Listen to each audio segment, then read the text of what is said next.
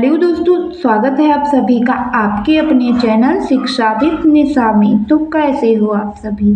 I hope कि आप सब बहुत अच्छे होंगे।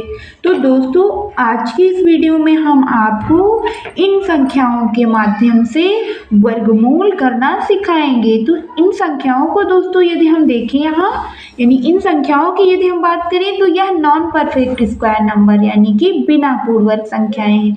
तो इन संख्याओं का वर्गमूल आप कैसे करेंगे? तो दोस्तों यहाँ यह भी जान लेना जरूरी हो जाता है कि यदि यह नॉन परफेक्ट स्क्वायर नंबर है तो फिर परफेक्ट स्क्वायर नंबर कौन से होते हैं। तो जैसे हम यहाँ बात करें इस रूट के अंदर 36 की, तो यह एक परफेक्ट स्क्वायर नंबर है। कैसे? क्योंकि इसे हम लिख सकते हैं 6 गुणे 6, यानी यहाँ हमें सेम संख्याओं का जोड़ा प्राप्त हो रहा है और एक 6 निकल कर आ जाएगा बाहर। तो इस प्रकार की जो संख्याएं हैं जिनका इस प्रकार जोड़ा प्राप्त हो जाता है वह परफेक्ट स्क्वायर नंबर यानी कि पूर्णवर्ग संख्याएं हैं। लेकिन इन संख्याओं की यदि हम बात करें तो यह पूर्णवर्ग नहीं है, तो इन संख्याओं का हम वर्गमूल भी ज्ञात कर लेंगे। तो दोस्तों बने रहिएगा मेरे साथ इस वीडियो में अंत तक, क्योंकि यह छोटी सी वीडियो आपको बहुत कुछ सिखा देने वाली है। तो और दोस्तों यदि आप हमारे इस चैनल पर नए हैं तो चैनल को सब्सक्राइब जरूर कर लें। तो यहाँ इस 35 को हम देखेंगे कि यह किस पूर्णवर्ग संख्या के नज़दीक है, यानी हमें यहाँ देखना यह है कि जिस संख्या का वर्गमूल हमें ज्ञात करना है उसके नज़दीक हमें पूर्णवर्ग संख्या कौन सी मिलेगी। तो इसके नज़दीक अगर हमें कोई पूर्णवर्ग संख्या मिल रही है तो वह 36 ही है। यानी इसे हम इस प्रकार भी लिख सकते हैं 36 माइनस 1, यानी रूट के अंदर 36 और -1, यानी 36 से 1 घटाएंगे तो हमें 35 प्राप्त हो जाएगा।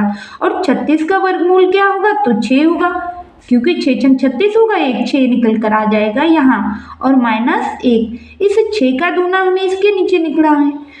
और दोस्तों यहाँ ध्यान दीजिएगा, इस 6 का दूना हमें इसके नीचे लिखना है, यानी यह जो 6 है इसका दूना हम नीचे लिख देंगे तो यह हो जाएगा 12।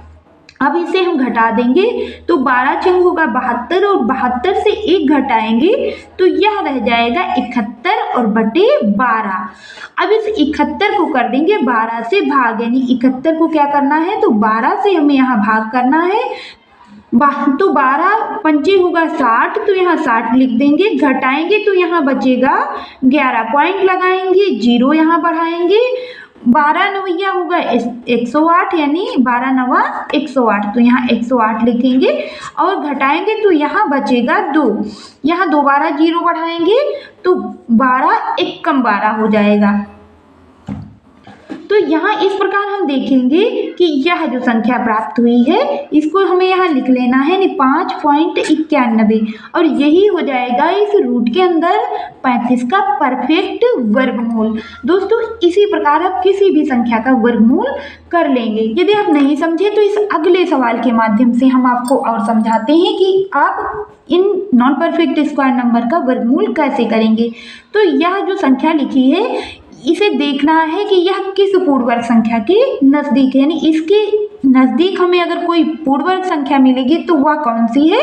तो वह है 64।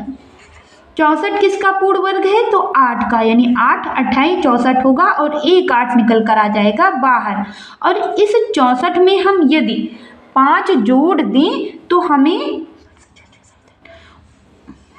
65 66 67 68 69, तो हमें 69 प्राप्त हो जाएगा। यानी यदि हम इस 64 में 5 जोड़ दें तो 69 हमें प्राप्त होगा।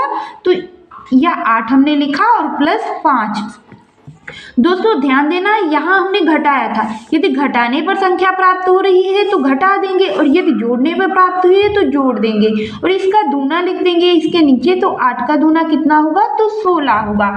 अब दोस्तों यहाँ क्या करेंगे तो इसे जोड़ देंगे, तो 16 8 होगा 128, और 5 जोड़ेंगे तो यह हो जाएगा 133। यह कितना हो जाएगा, तो यह हो जाएगा 133। और इस 133 को कर देंगे 16 से भाग, और यदि हम 133 को 16 से भाग करेंगे तो हमें प्राप्त होगा 8.31, और यही हो जाएगा इस नॉन परफेक्ट स्क्वायर नंबर का परफेक्ट वर्गमूल। तो दोस्तों उम्मीद करेंगे कि आप सभी को हमारी यह वीडियो पसंद आई होगी, और यदि आप सभी को हमारी यह वीडियो पसंद आई हो तो प्लीज़ वीडियो को लाइक और चैनल को सब्सक्राइब जरूर करें।